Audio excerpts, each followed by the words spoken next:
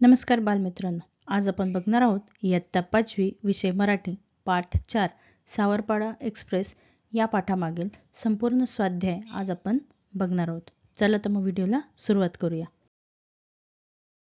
प्रश्न 1. एका वाक्यात उत्तरे लिहा. अ. कविताने कोणत्या स्पर्धेत भारताचा दबदबा निर्माण केला?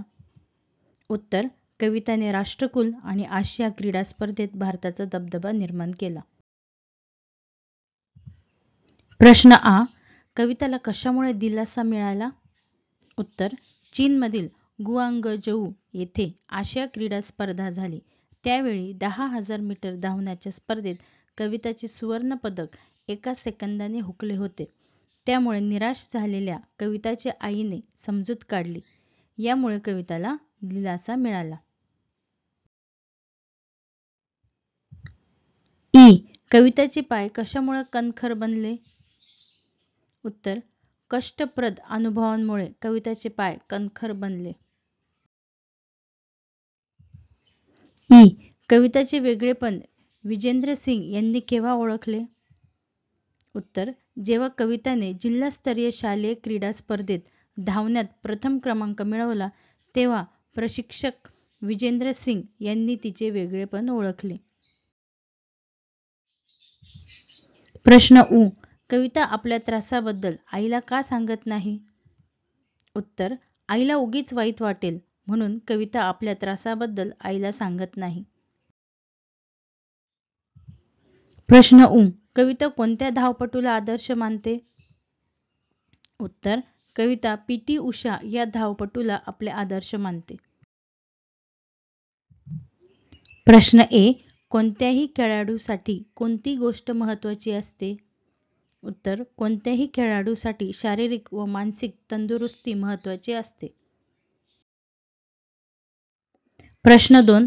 2 ते 3 वाक्यात उत्तरे लिहा. प्रश्न अ. कविता राऊतला सावरपाडा एक्सप्रेस का म्हणतात? उत्तर. कविता राष्ट्रकुल व आशिया क्रीडा स्पर्धांतून आंतरराष्ट्रीय धावपटू म्हणून उदयाला आली. सावरपाडासारख्या दुर्गम भागातील एक मुलगी जलद धावणारी धावपटू म्हणून नावारूपाला आली. त्यामुळे तिला सावरपाडा एक्सप्रेस म्हणतात. प्रश्न आ. कविता विजेंद्र सिंग यांच्या घरी का राहू लागली? उत्तर. आपल्या कारकिर्दीच्या सुरुवातीस कविताला नाशिक येथे धावण्याचा सराव व हर्सुल येथे शिक्षण अशी धावपळ करावी लागत होती. या ओढाताणीतून सुटका म्हणून विजेंद्र सिंग यांनी तिला 11वी साठी भोसला मिलिटरी कॉलेजमध्ये प्रवेश मिळवून दिला व आपल्या कुटुंबासोबत आपल्या मुलीप्रमाणेच ठेवून तिचा येथे राहण्याचा प्रश्न देखील सोडवला. पुढील शिक्षण आणि धावण्याचा सराव यासाठी कविता प्रशिक्षक विजेंद्र सिंग यांच्या घरी राहू लागली. ई. हर्सुल सावरपाडा परिसराला कविताचा अभिमान का वाटतो? उत्तर. कविता ही आंतरराष्ट्रीय स्तरावरील धावपटू हर्सुल सावरपाडा परिसरात लहानाची मोठी झाली आहे. तिच्या यशामुळे हर्सुल सावरपाडा परिसराचे नाव सर्वत्र झाले. तिच्यामुळे या गावाला प्रसिद्धी मिळाली. म्हणून हर्सुल सावरपाडा परिसराला कविताचा अभिमान वाटतो. उ. कविताचे आईवडील कविताच्या यशाचे श्रेय विजेंद्र सिंग यांना का देतात? उत्तर. नाशिक जिल्हास्तरीय शालेय स्पर्धेत कविताला धावण्यात प्रथम क्रमांक मिळाला. तिच्या पायांमधील दौड प्रशिक्षक विजेंद्र सिंग यांनी ओळखली. तिच्या शिक्षणाची व राहण्याची जबाबदारी विजेंद्र सिंग यांनीच घेतली. तिला आंतरराष्ट्रीय धावपटू करण्यात विजेंद्र सिंग यांनीच खूप प्रयत्न केले. म्हणून कविताच्या यशाचे श्रेय तिचे आईवडील विजेंद्र सिंग यांनाच देतात. प्रश्न उ. कविताकडून तुम्ही कोणती प्रेरणा घ्याल? उत्तर. आपल्या ध्येय प्राप्तीसाठी कमालीची जिद्द असावी ही प्रेरणा आम्ही कविताकडून घेऊ. प्रश्न 3. खालीलप्रमाणे प्रत्यय लावून नवीन शब्द तयार करा. अ. पण, वेगळेपण, बालपण. आ. दार, चमकदार, छानदार. पणा, कमीपणा, मोठेपणा. पणी, लहानपणी, मोठेपणी. इक, आर्थिक, वार्षिक. इत, अखंडित, फलित. प्रश्न 4. खालील शब्दसमूहांचा वाक्यात उपयोग करा. अ. दिलासा मिळणे. उत्तर. उमेशच्या कठीण परिस्थितीत त्याच्या मित्रांनी मदत केल्याने त्याला दिलासा मिळाला. आ. गराडा पडणे. उत्तर. चित्रपटातील कलाकार कुठेही दिसताच त्यांच्या भोवती लोकांचा गराडा पडतो. ई. कणखर बनणे. उत्तर. दररोज सायकल चालवल्याने मुलांचे शरीर कणखर बनते. ई.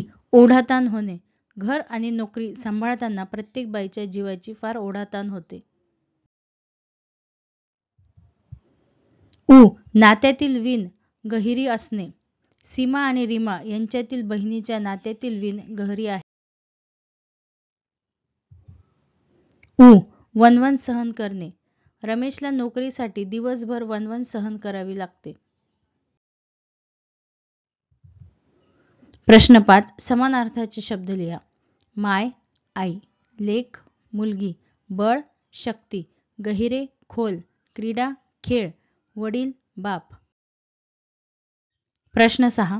तुम्हाला वैयक्तिक खेळातील कोणता खेळ अधिक आवडतो? तो का आवडतो? उत्तर. उंच उडी मारणे. कारण उंच उडी मारणे हा खेळ आव्हानात्मक असल्याने मला आवडतो. प्रश्न 7. तुम्हाला मैदानी खेळ आवडतात की बैठे खेळ की दोन्ही? ते खेळ का आवडतात ते थोडक्यात लिहा. उत्तर. मला मैदानी खेळ आवडतात कारण मैदानी खेळांमुळे शरीराचा विकास व वाढ होण्यास मदत होते. शारीरिक कार्यक्षमता वाढीस लागते आणि मैदानी खेळ खेळताना फार मजा येते. प्रश्न 8. खालील वाक्यातील अधोरेखित केलेल्या शब्दसमूहांचे नेमके अर्थ काय होतात ते तुमच्या शब्दात सांगा.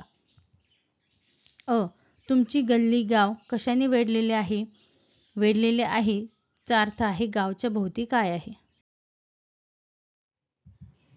आ. आपल्या राज्यातील अनेक शहरे धुराने वेढलेली आहेत. उत्तर. शहरात धुराचे प्रमाण जास्त आहे. ई. अनेक मोठी शहरे सिमेंटच्या जंगलांनी वेढलेली आहेत. उत्तर. सिमेंटच्या इमारतींनी वेढलेली आहेत. ई. कार्यालयात अनिता मॅडम नेहमी फायलींनी वेढलेल्या असतात. उत्तर. अनिता मॅडमच्या अवतीभोवती नेहमी खूप फायली असतात. प्रश्न 9. शरीर या शब्दापासून शारीरिक हा शब्द तयार झाला आहे. खालील शब्द वाचा व समजून घ्या. उद्योग औद्योगिक, शिक्षण शैक्षणिक, संस्कृती सांस्कृतिक, भूगोल भौगोलिक, बुद्धी बौद्धिक, नीती नैतिक, इतिहास ऐतिहासिक, विज्ञान वैज्ञानिक. प्रश्न 10. दिलेल्या मुद्द्यांच्या आधारे क्रीडा महोत्सव या विषयावर 8 ते 10 वाक्ये लिहा. क्रीडा महोत्सव. 3 जानेवारी 2025 रोजी मी जिल्हा पातळीवर क्रीडा महोत्सवाचा आनंद लुटला आहे. हा महोत्सव नाशिक येथे पार पडला. यात धावणे, खो खो, कबड्डी, कुस्ती, उंच उडी, लांब उडी इत्यादी विविध स्पर्धा पार पडल्या. सर्व स्पर्धांमध्ये छोटा गट व मोठा असे विभाजन केले होते. स्पर्धा अतिशय सुंदर रीतीने व नियमात पार पडल्या. मला सर्वात जास्त खो खोची स्पर्धा आवडली कारण मी देखील लहान गटाच्या संघात भाग घेतलेला होता. आमचे प्रतिस्पर्धी सुद्धा खेळात खूप पारंगत होते. अगदी अटीतटीचा सामना होऊन आमचा गट विजयी ठरला. आमच्या गटाने फार सराव केला होता. त्यामुळे विजयी झाल्याबद्दल आम्हाला फार आनंद झाला. वितरणाचा समारंभ अतिशय दिमाखात पार पडला. बक्षीस घ्यायला जाताना आमची व आमच्या शिक्षकांची अभिमानाने छाती फुगली होती. या क्रीडा महोत्सवातून आम्ही शिकलो की स्पर्धेत टिकून राहण्यासाठी भविष्यात खूप सरावाची गरज आहे. व्हिडिओ आवडला असेल तर व्हिडिओला लाईक करा, मित्रमैत्रिणींसोबत शेअर करा आणि पुढील व्हिडिओ पाहण्यासाठी चॅनलला सबस्क्राईब करा. व्हिडिओ पाहिल्याबद्दल धन्यवाद.